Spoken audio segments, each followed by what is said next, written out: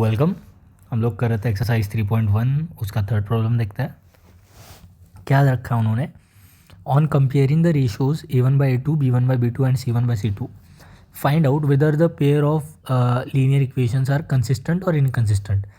ठीक है, तो जो पिछले वाले में था उसमें पूछा था कि पैरेलल है कि पैरेलल है कि एक पॉइंट पे इंटरसेक्ट कर रहा है, या तीसरा केस था कि कोइंसिडेंट है। ठीक है, तो इसमें कुछ अलग वर्ड यूज़ कर रहा है वो, कंसिस्टेंट और इनकंसिस्टेंट। ठीक है, तो जो लोग पहली बार पढ़ रहे हैं उनके लिए बता रहा हूँ, बाकी जिनको आता है वो और जो रिवाइज करने के लिए देख रहे हैं वो आगे करके देख सकता है। तो सबसे पहले हमारा एक्स और वाई अगर दो वेरिएबल्स है, ठीक है, तो अगर मुझे ऐसी मतलब दो स्ट्रेट लाइंस बनानी है, ठीक है, तो अगर हम a1x plus b1y is equal to c1 लिखूँ मैं, ये हमारी एक स्ट्रेट लाइन हो गई। सिमिलरली अगर मैं a2x plus b2y is equal to c2 लिख दूँ तो ये दूसरी स्ट्रेट लाइन हो गई। तो हमारा a1 a2 b1 b2 c1 c2 ये क्या हो गया, हमारे कोएफिशिएंट्स हो गए। ठीक है, मतलब a1 a2 तो x के कोएफिशिएंट है, b1 b2 y के कोएफिशिएंट है और c1 c2 हमारे कांस्टेंट है या तो इंटरसेप्ट है। ठीक है, तो ये हमारी बन गई एक जनरल टाइप की स्ट्रेट लाइन। तो इस ऐसी स्ट्रेट लाइन में, मतलब ऐसी स्टैंडर्ड स्ट्रेट लाइन में कि पैरेलल है या कोइंसिडेंट है या इंटरसेक्ट कर रही हो, कैसे पता करते हैं? पिछले इसमें देखा था हमने, रेशो निकाल लेते हैं, दैट इज़ a1/a2 अगर नॉट इक्वल है b1/b2 के, तो ये क्या आता है, इंटरसेक्ट एट वन पॉइंट। ठीक है, और इसका क्या होता है, हमारा इंटरसेक्ट करिए एक पॉइंट पे, तो इसके होंगे, मतलब इसका यूनिक सॉल्यूशन होगा, तो जिसका सॉल्यूशन होता है कंसिस्टेंट।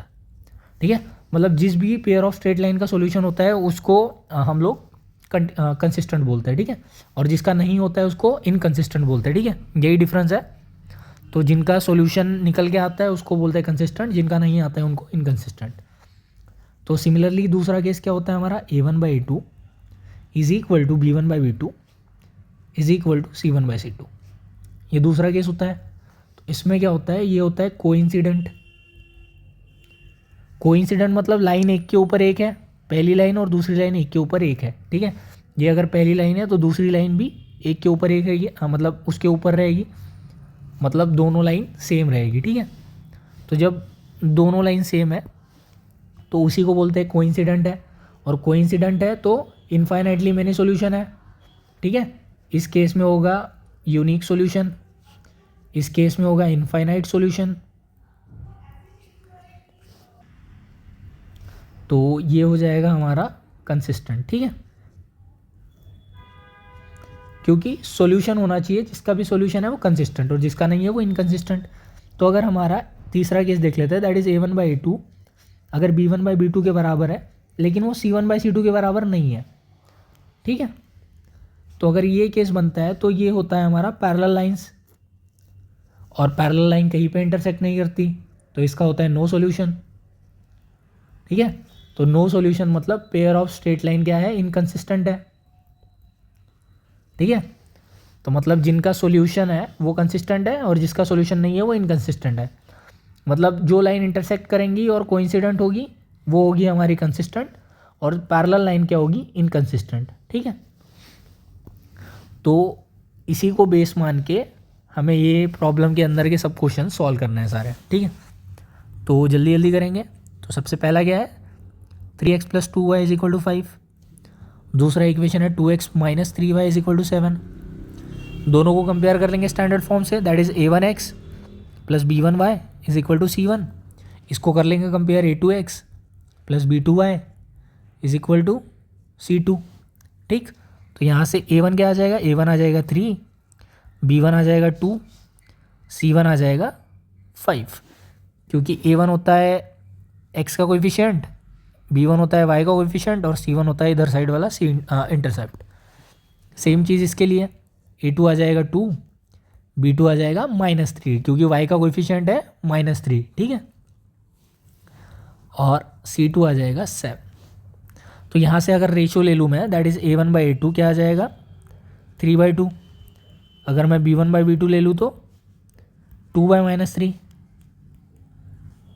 ठीक, और C1/C2 ले लूँ तो 5/7। तो यहाँ से क्लियरली दिख रहा है A1/A2 3/2 है, B1/B2 2/3 -2/3 है। तो A1/A2 is not equal to B1/B2, ठीक है। तो जब A1/A2 और B1/B2 दोनों एक दूसरे के बराबर नहीं है तो ये जो पेयर ऑफ स्ट्रेट लाइन है ये किसी पॉइंट पे इंटरसेक्ट करेगी, मतलब इसका यूनिक सॉल्यूशन आएगा। तो इसका यूनिक सॉल्यूशन आएगा मतलब ये क्या है, कंसिस्टेंट है, ठीक है। तो पहली वाली हमारी पेयर ऑफ स्ट्रेट लाइन क्या है, कंसिस्टेंट है। तो इसी तरीके से हम दूसरा वाला करेंगे प्रॉब्लम, और सारे प्रॉब्लम इसी तरीके से करेंगे। तो दूसरा आ गया हमारा, दूसरे में क्या है 2x - 3y = 8, 4x - 6y = 9, ठीक। तो ये आ गया हमारा A1x + B1y = C1, similarly A2x + B2y = C2। तो A1 की वैल्यू आ गई 2, B1 की वैल्यू आ गई -3, C1 की वैल्यू आ गई 8, इसको इससे कंपेयर करने के बाद। सिमिलरली A2 की वैल्यू आ गई 4, B2 की वैल्यू आ गई -6, C2 की वैल्यू आ गई 9। तो अगर मैं A1/A2 ले लूँ तो क्या आ जाएगा, ये आ जाएगा हमारा 2/4, 2/4 मतलब 2 × 2 2 × 4, तो इट इज़ 1/2।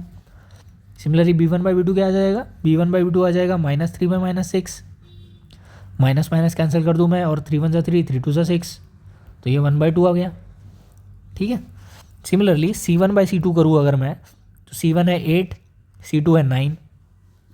तो A1/A2 हमारा 1/2 है, B1/B2 हमारा 1/2 है, लेकिन C1/C2 हमारा 8/9 है।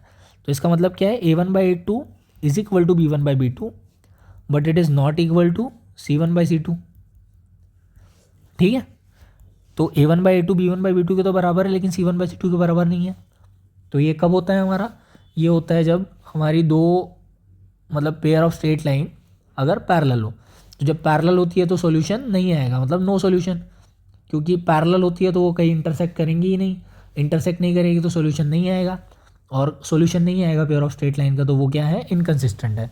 तो हमारा जो सेकंड क्वेश्चन में जो पेयर ऑफ स्ट्रेट लाइन्स है वो इनकंसिस्टेंट है, ठीक है। सेम तरीके से करेंगे तीसरा क्वेश्चन। तो तीसरे क्वेश्चन में आ जाते हैं हम। तो it is 3/2x + 5/3y = 7। Similarly 9x - 10y = 14। Compare कर लेंगे वापस, that is A1x + B1y = C1। Similarly A2x + B2y = C2, ठीक है।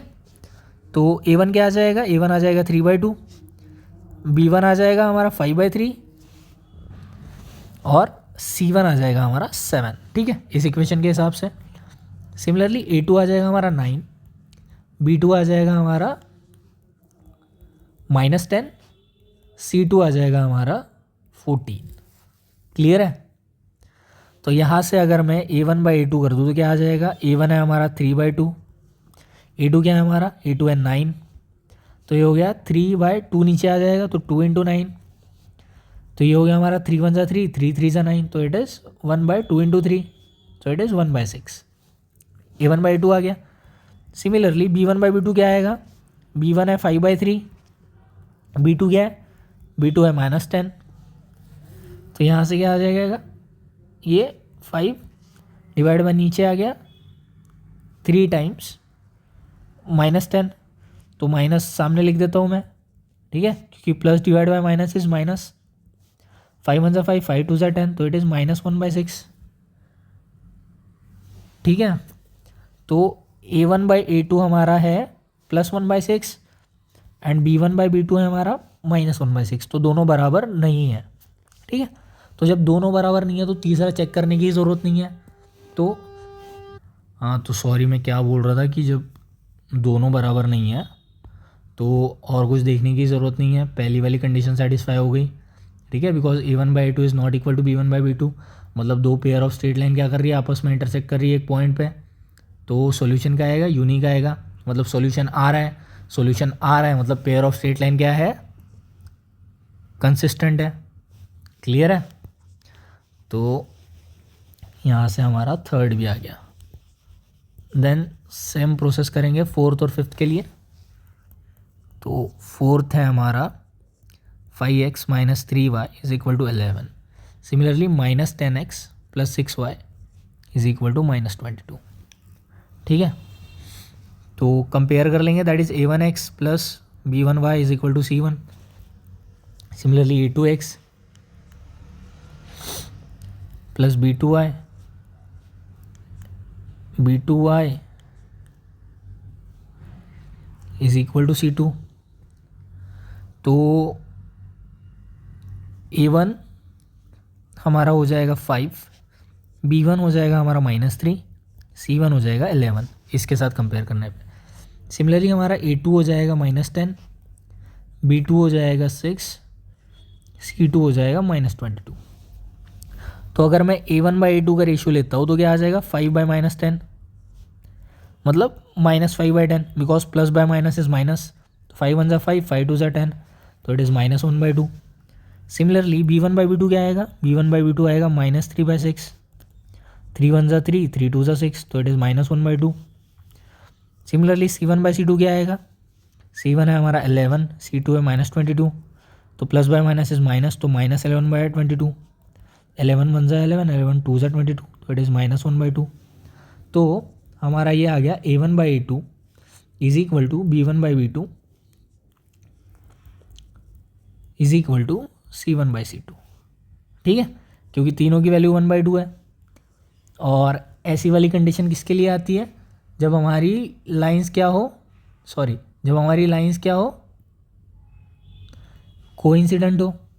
ठीक है, कोइंसिडेंट हो मतलब एक के ऊपर एक है, तो सॉल्यूशन क्या आएंगे, इन्फाइनाइटली मेनी, मतलब सॉल्यूशन आएंगे। तो सॉल्यूशन आएंगे तो क्या है, हमारा पेयर ऑफ स्ट्रेट लाइन क्या है, कंसिस्टेंट है।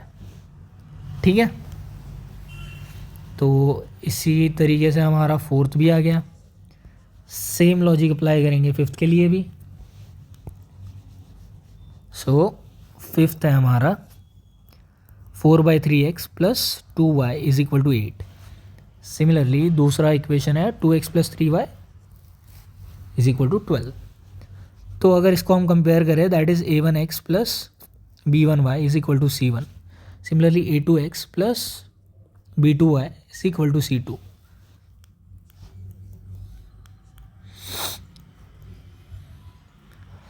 तो a1 आ जाएगा हमारा 4/3, b1 आ जाएगा 2, c1 क्या आ जाएगा हमारा 8। सिमिलरली a2 आ जाएगा हमारा 2, b2 आ जाएगा हमारा 3, c2 आ जाएगा हमारा 12। आ गई ये चीज़ें। अब रेशो निकाल लेता है, दैट इज़ a1/a2। a1 है 4/3, a2 है 2, तो ये आ जाएगा 4, 3 नीचे आ गया तो 3 × 2, तो 2 1 2, 2 2 4, तो इट इज़ 2/3। सिमिलरली b1/b2 क्या आ गया, b1 है हमारा 2, b2 है 3, तो b1/b2 2/3। सिमिलरली c1/c2 क्या आ गया, c1 है 8, c2 है 12, तो 4 2 8, 4 3 12, तो it is 2/3। a1/a2, b1/b2, c1/c2 तीनों बराबर है, that is a1/a2 is equal to b1/b2 is equal to c1/c2। और ऐसा कब होता है, ऐसा तब होता है जब pair of straight line coincident हो। तो सॉल्यूशन क्या होंगे, इन्फाइनाइटली मेनी। जब इन्फाइनाइटली मेनी सॉल्यूशन है तो पेयर ऑफ स्ट्रेट लाइन क्या है, कंसिस्टेंट है। तो पांचवे का आंसर भी क्या हो गया, कंसिस्टेंट। तो इस टाइप से हमने स्टैंडर्ड प्रोसेस फॉलो करके पता कर लिया कि कौन सी pair of straight line consistent है, कौन सी नहीं है। ठीक है, तो चीज़ें ध्यान में क्या रखनी है, दोनों इक्वेशन को ऐसे लिख लेना है, लिखने के बाद स्टैंडर्ड फॉर्म से कंपेयर करना है, कोएफिशिएंट्स की वैल्यू लिख लेनी है, रेशो निकाल लेना है। बाद में जिसको दिखता है उसको तो इतना दिखाई ही देगा कि कौन सा बराबर है कौन सा बराबर नहीं है, तो इस फॉर्म में लिख देना है। और ये तीनों कंडीशन तो आपको याद ही होनी चाहिए। तो अगर a1/a2 और b1/b2 बराबर नहीं है तो इंटरसेक्ट करी एक पॉइंट पे मतलब सॉल्यूशन है, मतलब कंसिस्टेंट है। तीनों बराबर है तो कोइंसिडेंट है, मतलब इन्फाइनाइटली मेनी सॉल्यूशन है, मतलब कंसिस्टेंट है। अगर कोएफिशिएंट बराबर है लेकिन वो रेशियो इंटरसेप्ट के बराबर नहीं है तो पेयर ऑफ स्ट्रेट लाइन क्या है, पैरेलल है। ठीक है, तो पैरेलल है मतलब कोई भी सॉल्यूशन नहीं आएगा, उसका सॉल्यूशन नहीं आएगा मतलब इनकंसिस्टेंट है। ठीक है, तो आई होप क्लियर है ये चीज़ आपको। So thanks for watching.